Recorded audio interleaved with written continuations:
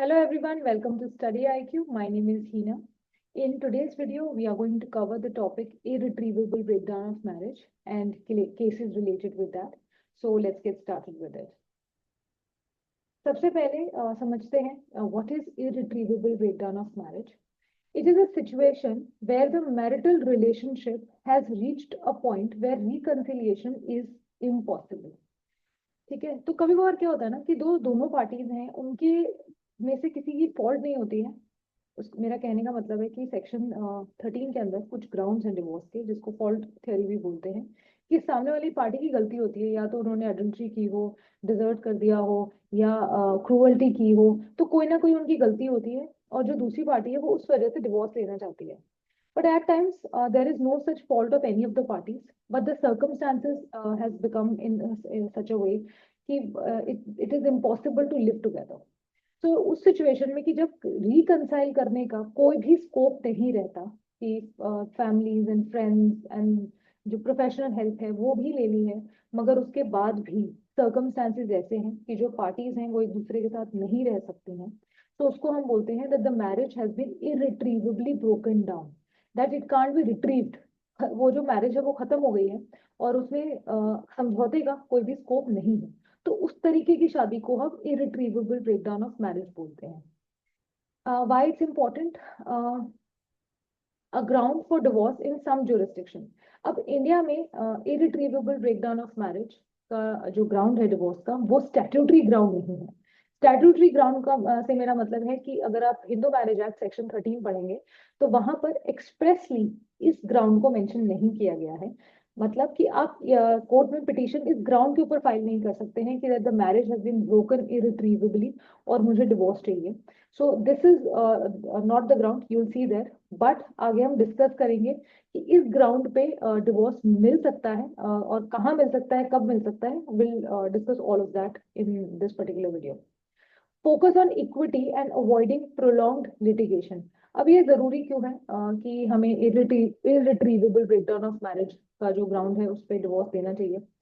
Because it will avoid the agony of the parties. जो लंबे लंबे लिटिगेशन चलते हैं, पार्टीज का टाइम फाइनेंसेस जाते हैं, तो वो सब हम अवॉइड कर पाएंगे। बिकॉज जो सर्कमस्टांसेस हैं on the face of it वो बता रहे हैं कि the marriage has been broken down and there is no scope for reconciliation, but because there is no provision in the statute to grant divorce on this ground, तो courts के भी हाथ बंधे होते हैं, वो भी नहीं दे पाते हैं divorce, right? But this is what happens also in the society। कभी कभार पार्टी जो स्पाउसेस हैं और जो पार्टीज हैं, जो हस्बैंड वाइफ हैं, वो एक साथ नहीं रह पाते हैं। And let me tell you your one thing कि ये सिर्फ ये कहने के लिए ये जनरेशन के साथ नहीं है। Even there are various cases in the supreme court, high court जो पेंडिंग है, जहां पर 24 25 25 साल से लिटिगेशन पेंडिंग है और जो पार्टीज है वो एक साथ रह भी नहीं रही हैं, but because of this limitation in the statute उनको डिवोर्स भी नहीं मिल पा रहा है, right? So this this needs to be taken care of. और जो सुप्रीम कोर्ट ने भी 2023 का जजमेंट था, Shilpa Shailesh versus Varun Srinivasan, that also will discuss in this particular video. सो वो आपको समझ में आएगा कि how Supreme Court recognised this problem and gave a solution to it. Okay, now Hindu marriage act की अगर हम बात करते हैं तो सेक्शन 13 जो है हिंदू मैरिज एक्ट का, उसमें बहुत सारे ग्राउंड्स दिए हैं जिन ग्राउंड्स पे आप डिवोर्स ले सकते हैं। ऑफ कोर्स हाँ, इससे पहले वाले वीडियो में हमने 13B को भी कवर किया है, दैट इज म्यूचुअल डिवोर्स। अगर दोनों पार्टीज अपनी मर्जी से डिवोर्स ले रही है तो they can file a petition under section 13B। मगर एक पार्टी डिवोर्स लेना चाहती है, दूसरी पार्टी नहीं लेना चाहती है, तो उसको फिर सेक्शन 13 में किसी ना किसी ग्राउंड के ऊपर अपना पिटीशन फाइल करना पड़ता है। क्रूअल्टी हो सकता है, वो अडल्ट्री हो सकता है, चेंज ऑफ रिलीजन हो सकता है, रिनंसिएशन ऑफ वर्ल्ड हो सकता है। There is a list of grounds which are given under section 13, but irretrievable breakdown of marriage is not given, it is not explicitly mentioned under section 13 में नहीं दिया है। अब इसमें रोल ऑफ जुडिशरी क्या है इन इंटरप्रेटिंग द लॉ? अब judiciary ने इस चीज को इंटरप्रेट किया, इसको रिकॉग्नाइज किया कि this is what is happening in the societies and there are marriages in which there is no scope for reconciliation. तो वहां पर उनकी शादी को खींचना is not fair to them, और वो उनको उनका जो right to live with dignity है उसको भी हैम्पर कर रहा है in so many ways, right? So Supreme Court recognised it और उन्होंने इस ग्राउंड को रिकॉग्नाइज किया है और इस ग्राउंड पे डिवोर्स दिया जा सकता है। बट ऑफ कोर्स ये एक स्टैट्यूटरी प्रोविजन नहीं है। सो इस पे आप you can not come to the court of law and ask file a petition as a matter of right कि आपको इरिट्रीवेबल ब्रेकडाउन के ग्राउंड पर डिवोर्स फाइल करना है। That is not there, because वो सिर्फ पार्लियामेंट कर सकती है, लेजिस्लेचर उसको चेंज कर सकता है, they can change the law and add this ground, but the court has recognized this situation and has given a solution कि जहां पर सिचुएशन बहुत खराब है कि वहां पार्टीज के लिए it's best to grant them divorce, तो वहां पर there is a scope and there is a provision where you the parties can go and get divorced. अब जो सबसे पहला जो केस हम डिस्कस करेंगे वो 1984 का जजमेंट है, सरोज रानी वर्सेस सुदर्शन कुमार। ये इसमें थोड़ा कोर्ट ने एक नैरो व्यू लिया था। Supreme Court emphasised saving marriages wherever possible. तो कोर्ट ने इसमें बोला था कि जितना हो सके हमें रिकंसाइल करना है। आज भी फैमिली कोर्ट्स का मोटिव यही रहता है कि जितना हो सके रिकंसाइल करवा दें, कॉम्प्रोमाइज करवा दें और डिवोर्सेस ना हो। प्राइमरली यही ऑब्जेक्टिव रहता है और यही कोशिश रहती है। बट उसके बाद भी अगर पार्टीज अग्री नहीं करते हैं तो of course the divorce can be granted. Then we have Naveen Kohli versus Neelu Kohli, 2006 का जजमेंट है। Supreme Court recommended adding irretrievable breakdown as a ground for divorce, but of course as we know ऐसा नहीं हुआ और legislation ने amendment अब तक नहीं की है। So irretrievable breakdown of marriage is not a ground mentioned under the statute. की टेक अवे क्या था? Prolonged marital Discord harms both parties. अब कोर्ट ने क्यों बोला कि हमें ये ग्राउंड को ऐड कर देना चाहिए?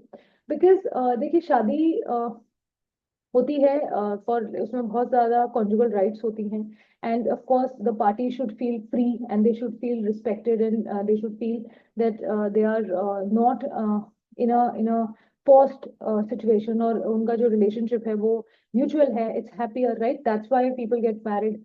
But if that the marriage is not serving that purpose and the parties are they can't stand each other और वो अलग होना चाहते हैं, but at the same time there is no ground per se कि जिसमें आप जाके बोल दे कि क्रूअल्टी हुई है मेरे साथ या मैंने अडल्ट्री की है मेरे स्पाउस ने, तो मुझे ग्राउंड आप इस ग्राउंड पे डिवोर्स दे दीजिए। Irretrievable breakdown of marriage is not, you can't put any other ground with this particular thing and take a divorce. So irretrievable breakdown is different, and there is sometimes there is no fault of any of the parties, but still the marriage is can't be worked, right? तो उसमें irretrievable breakdown of marriage आ जाता है। और अगर जहां पर एक spouse ने अडल्ट्री की है, क्रूअल्टी की है, तो ऑफकोर्स 13 में आपके पास ग्राउंड्स हैं और आप डिवोर्स के लिए वहां फाइल कर सकते हो। अब to understand Shilpa Shailesh and Varun Srinivasan का जजमेंट, जहां पे recently in 2023 Supreme Court discuss the whole irretrievable breakdown of marriage. It's important to understand what is article 142। Article 142 constitution का सुप्रीम कोर्ट को इनहेरेंट पावर देता है to do complete justice. So enables the Supreme Court to pass orders to ensure justice in any case. कई बार ऐसा होता है कि जो लोअर कोर्ट्स हैं, सबऑर्डिनेट जुडिशरी है, इवन द हाई कोर्ट्स, उनके जो डिसीजंस होते हैं वो जस्टिफाइड नहीं होते या उससे जो पार्टीज हैं उनको एक्चुअली जस्टिस नहीं मिलता है और इट अगर मिलता भी है on the paper but it never doesn't feel like justice.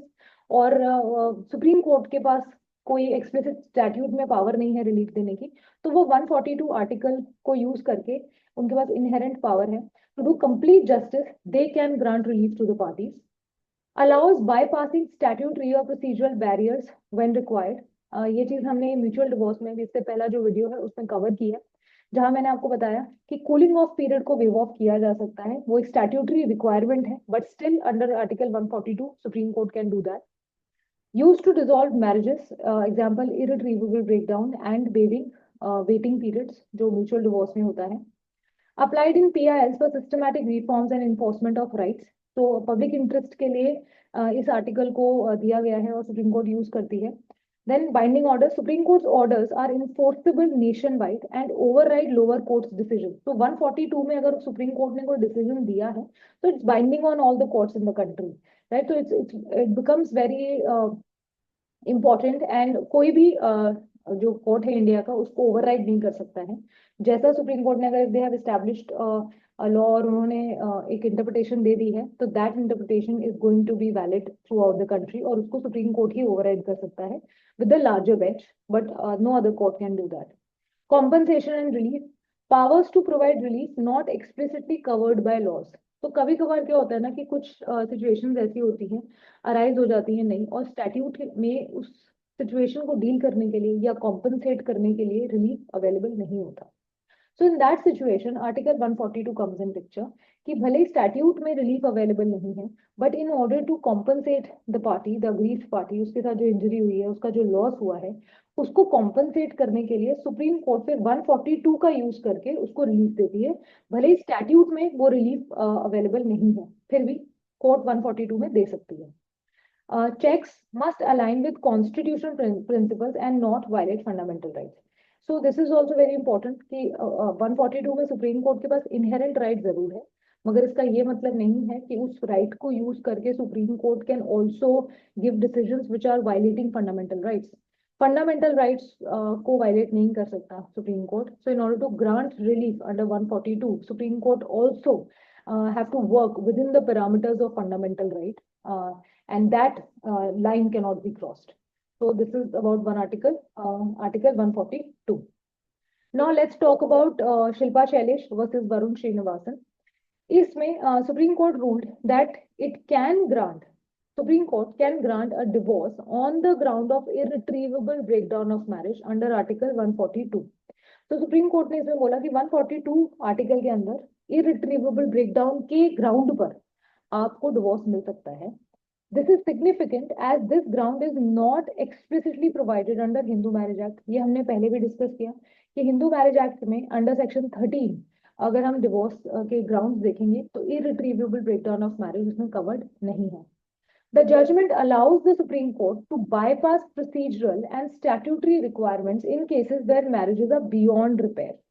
तो यहाँ पर आपको देखना ये जरूरी है कि ऐसी शादियां which cannot be repaired, कोई स्कोप ही नहीं है रिपेयर होने का, रिकंसाइल होने का, तो उन सिचुएशंस को हम इरिट्रीवेबल ब्रेकडाउन ऑफ मैरिज बोलते हैं।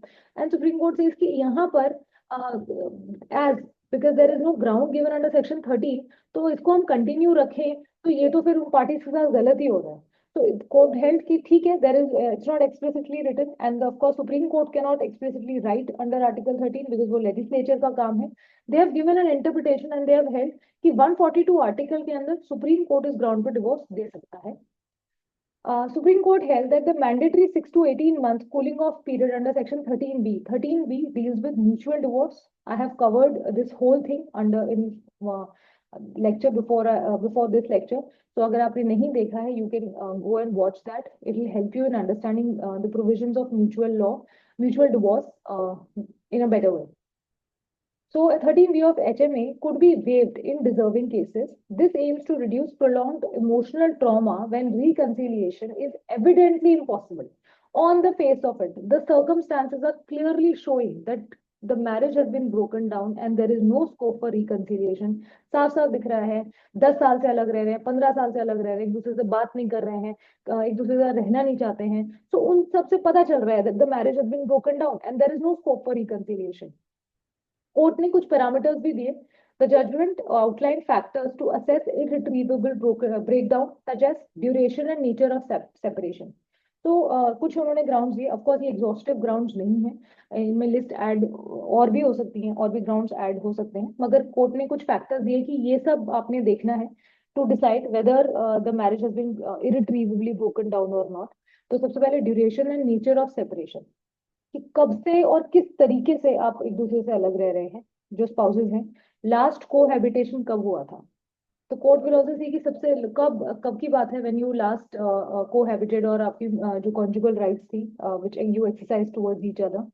Then efforts made to reconcile, court will also consider कि आपने रिकंसाइल करने के कितने एफर्ट्स किए हैं, क्योंकि उससे पता चलता है see if the parties are putting in efforts, तो it shows that there is still a scope to reconcile और कॉम्प्रोमाइज हो सकता है। मगर अब पार्टीज ने एफर्ट भी डालने बंद कर दिए हों, और वो तब उन्होंने एफर्ट्स किए भी थे तो उसको भी बहुत लंबा वक्त हो गया है। Then allegations made by parties, अब ये भी जरूरी है। क्या होता है ना कि जब पार्टीज डिवोर्स के लिए कोर्ट में जाती हैं तो वो सिर्फ डिवोर्स के लिए कोर्ट में नहीं जाती हैं, उसके अलावा वो एक दूसरे पे बहुत एलिगेशंस भी लगाते हैं। समटाइम्स तो क्रिमिनल केसेस हो जाते हैं एक दूसरे के ऊपर, और बहुत very disrespectful, they become very disrespectful towards each other, और कई तरीके के एलिगेशंस लगते हैं एक दूसरे के।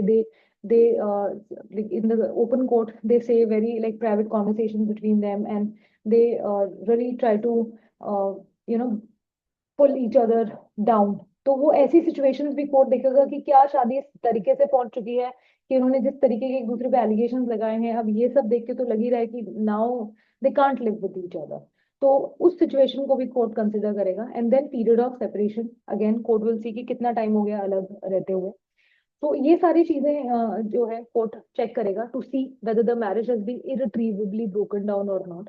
और यहाँ पर ये फोर्थ पॉइंट में फिर से हाईलाइट करना चाहूंगी कि कई आपने देखा होगा आपके आसपास अगर कभी कोई डिवोर्स केसेस चल रहे हैं, और if you are a lawyer and you see it in the court, और if you are an intern anywhere, if you have ever noticed, सिर्फ डिवोर्स के लिए फाइल नहीं करते हैं लोग, उनके साथ और भी साथ साथ बहुत लिटिगेशन चलती है, क्रिमिनल के बड़े केसेस चलते हैं जिसमें बहुत सारे झूठे होते हैं, सच्चे भी होते हैं, मगर बहुत सारे एक दूसरे पे झूठे इल्जाम लगाते हैं। तो वो से पता चल रहा है कि अब इतना उनके बीच में डिस्प्यूट हो चुका है कि it's not possible that they will reconcile और वो साथ रह पाएंगे। Right, so all these things are happening presently in so many cases.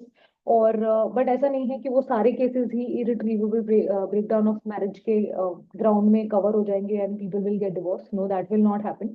There are various things, all these things court will see. And then also there is a discretion after seeing all these things, if court thinks under article 142 कि नहीं देना चाहिए इस ground पे divorce, तभी देगी।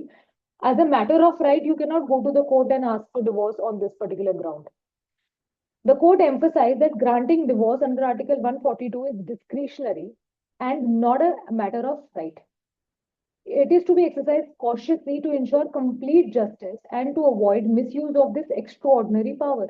So 142 के अंदर कोर्ट के पास एक्स्ट्रॉर्डनरी पावर होती है, राइट? ऐसा नहीं है कि वो पावर को कोर्ट लूजली यूज कर सकती है। Only to do complete justice court will use it, and not every situation will fall under irretrievable breakdown of marriage. And even if it does, then also जो court है उसका discretion ही है। Parties के not ask for divorce as a matter of right कि no our marriage has been broken तो हमको जो अब आप डिवोर्स दे ही दो, हमारा राइट है। No, that will not happen. It is a discretion of the court. That means court will see whether to grant divorce or not. Transition from fault-based theory, the court highlighted the need to shift from the traditional fault-based grounds of divorce to a more liberal approach, ensuring fairness and equity in cases of matrimonial disputes. Fault based theory थोड़ी एक traditional theory है जिसमें कि आप सिर्फ divorce तब लेते हैं जब दूसरी वाली पार्टी की कोई ना कोई फॉल्ट हो, कोई ना कोई गलती हो। Otherwise there is no need to take divorce, ऐसा अप्रोच रहता था सोसाइटी का भी, कोर्ट्स का भी। बट जैसे जैसे चेंज हुआ है, सोसाइटी चेंज हुई है, कई बार ऐसा देखा गया है कि जो पार्टीज हैं उनमें उनमें से किसी की पर्स से गलती नहीं होती है कि उन्होंने कुछ ना कुछ क्रूअल्टी, अडल्ट्री ऐसा कोई काम किया हो, but still the circumstances are like that कि उनका नहीं एक दूसरे के साथ बनती है और वो साथ नहीं रह पा रहे हैं। और उन जितना रिकंसाइल करने की कोशिश उन्होंने की फिर भी they have failed and there is no scope कि वो रिकंसाइल कर पाए। तो प्लस अब इतने उनके बीच में डिस्प्यूट्स हो गए हैं, क्रिमिनल केसेस हो गए हैं कि there is no, it's quite visible that शादी नहीं चलने वाली है या नहीं हो सकता है यहाँ पर कॉम्प्रोमाइज। तो उन सारी चीजों को कंसिडर करते हुए court has come up to this की इरिट्रीवेबल ब्रेकडाउन ऑफ मैरिज हो सकती है, पॉसिबल है। और but because it is not explicitly given in the statute, तो हम उसके अंदर इसको ग्राउंड नहीं बना सकते। That is the work of legislature. But under article 142 Supreme Court can still grant divorce on this particular ground. And this was settled by Supreme Court in Shilpa Shailesh versus Varun Srinivasan 2023 judgment. So this is all regarding irretrievable breakdown of marriage, and I've tried to cover as much as possible, और इस तरीके से मैंने cover करने की कोशिश की है कि सिर्फ लॉ स्टूडेंट्स नहीं but otherwise also the people who are not from law background they can understand, because ये इस तरीके जो ये जजमेंट्स हैं ये सबके लिए as a society it's applicable और आपको इनकी नॉलेज होनी चाहिए। And that is why I've tried to cover in a very simple language, and I've not used a lot of legal vocabulary और उस तरीके की language को मैंने use नहीं किया है। I've tried to keep it very simple to like for you all to understand that. So thank you so much for watching, and keep following our channel and keep following this particular playlist because I'll be posting a lot of judgments on various subjects, जो सिर्फ law students के लिए नहीं but otherwise also it will be very helpful to other people, people from other background also. आपका knowledge बढ़ेगा and I hope it will help you in life a little bit. So thank you so much for watching.